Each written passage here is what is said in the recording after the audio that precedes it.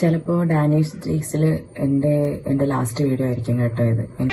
ഈശ്വര സർവ്വതും മംഗളമായി ഭവിക്കണേ. ഈ യൂട്യൂബേഴ്സിന്റെ വീഡിയോസ് നിങ്ങൾ കാണുമ്പോൾ ഒരിക്കലും അതിനെ നിങ്ങളുടെ ലൈഫായിട്ട് കമ്പയർ ചെയ്യരുത്. ഈ സൈസ് വൃത്തികെട്ട ശബ്ദം ഇതിനു മുമ്പ് കേട്ടിട്ടില്ലാത്തതുകൊണ്ട് ചോദിക്കുക, താൻ ഏതാ? ഞാനിവിടെ ഏറ്റവും പുതിയതാ.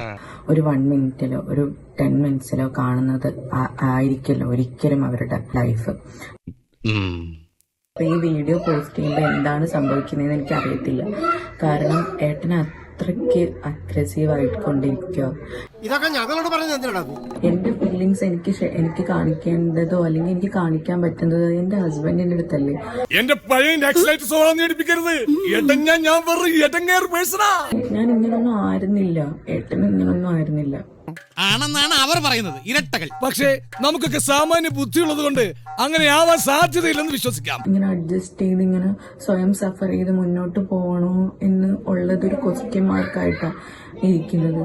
എല്ലാം പോച്ചടാ, ഞാൻ ഏതൊക്കെ വാഴണം. അങ്ങോട്ട് കൊടുക്കുന്ന എഫേർട്ടിനും അങ്ങോട്ട് ഏട്ടനെ കുറിച്ച് ചിന്തിക്കുന്നതിന്റെ ഒരു 10-ൽ 1 ഏട്ടൻ എന്നെ കുറിച്ച് ചിന്തിക്കണോന്ന് എനിക്കൊരാഗ്രഹം കാണത്തില്ലേ?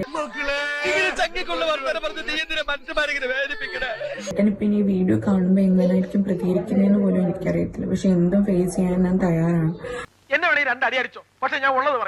ഗൈസ്, ഇത് കേട്ട് നിങ്ങൾ വിശ്വസിച്ചോ? ഇത് നിങ്ങൾ വിശ്വസിക്കണമെന്നാണ് ആഗ്രഹം.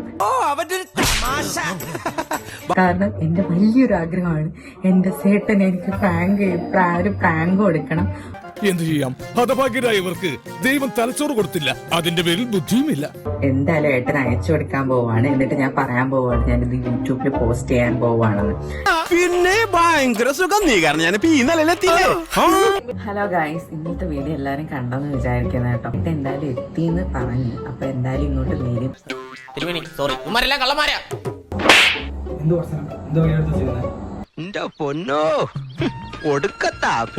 എല്ലാ ദിവസവും 10 മിനിറ്റ് എനിക്കായിട്ടൊന്ന് മാറ്റി വെക്കണം.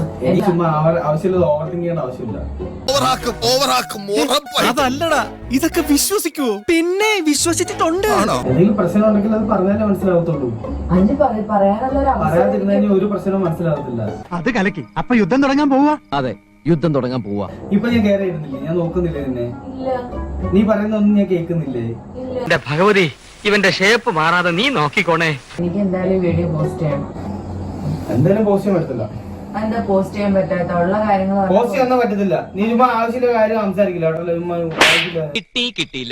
കിട്ടിയില്ല അല്ലേ?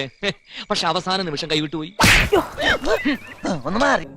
പിന്നെ എന്തോ കൈവെക്കുന്ന കൈവൊക്കെ ഞാൻ തോണ്ടിയില്ല. ഞാൻ എനിക്ക് തോന്നാൻ പാടില്ല. അടിച്ചില്ല ഇയാളെ.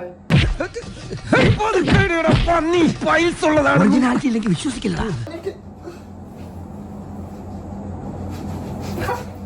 ചേട്ടാ കൂടുതൽ നമ്പർ മറക്കണ്ട, ഞങ്ങളും തന്നതേ ചോറ് തന്നെയാ.